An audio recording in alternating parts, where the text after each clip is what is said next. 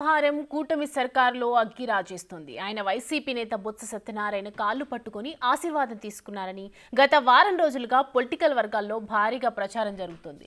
విశాఖ ఎయిర్పోర్టులో గురుభక్తిని చాటుకుంటూ బొత్స కాళ్లకు మొక్కి ఆశీర్వాదం తీసుకున్నారని విమర్శలు చేస్తున్నారు.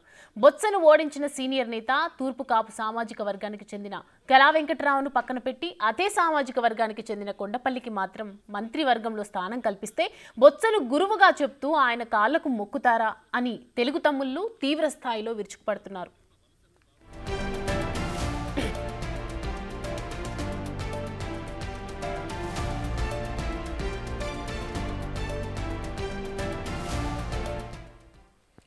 అయితే మంత్రి కొండపల్లి శ్రీనివాస్ పై తప్పుడు ప్రచారం చేస్తూ ఎవరో లాభాన్ని పొందడానికి ప్రయత్నం చేస్తున్నారని ఎమ్మెల్యే బండారు సత్యనారాయణ మూర్తి వ్యాఖ్యానించారు. తప్పుడు ప్రచారాన్ని ఖండిస్తున్నట్లు తెలిపారు. ఈ వ్యవహారంలో కుట్ర ఉందని మండలి ప్రతిపక్ష నేత బొత్స సత్యనారాయణ అన్నారు. మంత్రి కొండపల్లిని మంత్రి పదవి నుంచి తప్పించడానికే ఇలాంటి ప్రచారం చేస్తున్నారని చెప్పారు. ఎయిర్పోర్టులో తనతో పాటు టీడీపీ రాష్ట్ర అధ్యక్షుడు పల్లా శ్రీనివాస్, మాడుగుల ఎమ్మెల్యే బండారు సత్యనారాయణ మూర్తి, మంత్రి కొండపల్లి శ్రీనివాస్ సహా కూటమి ఎమ్మెల్యేలు చాలా మంది ఉన్నారని బొత్స సత్యనారాయణ చెప్తున్నారు. తెలుగుదేశం పార్టీ ఏం కుట్ర చేస్తుందో నాకేం తెలుసు. ఎలా దాన్ని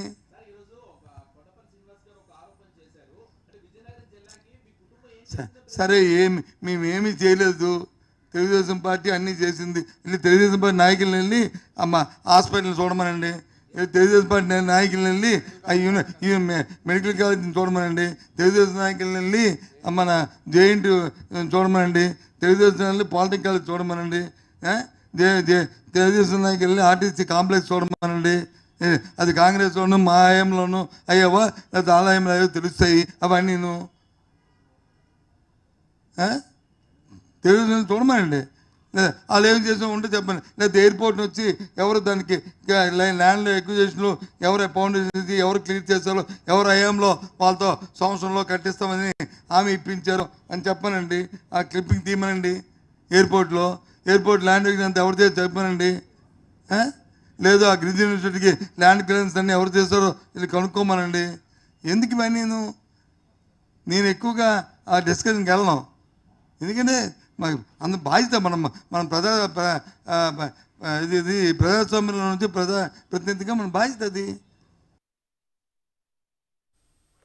బొత్స సత్యనారాయణ ఎదురుపడగా సంస్కారంతో నమస్కారం పెడితే దుష్ప్రచారం చేస్తారా అని మంత్రి కొండపల్లి శ్రీనివాస్ ఆవేదన వ్యక్తం చేశారు. గత కొన్నేళ్లుగా తన తాత బాబాయిలు బొత్స సత్యనారాయణ ఫ్యామిలీపై పోటీ చేస్తూ పోరాడుతూ వస్తున్నామన్నారు.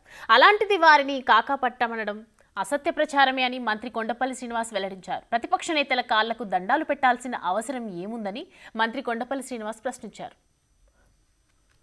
గడిచిన 2 రోజులుగా ఒక ప్రచారం ఏదైతే చేస్తున్నారో దాన్ని పూర్తిగా నేను ఖండిస్తున్నాను.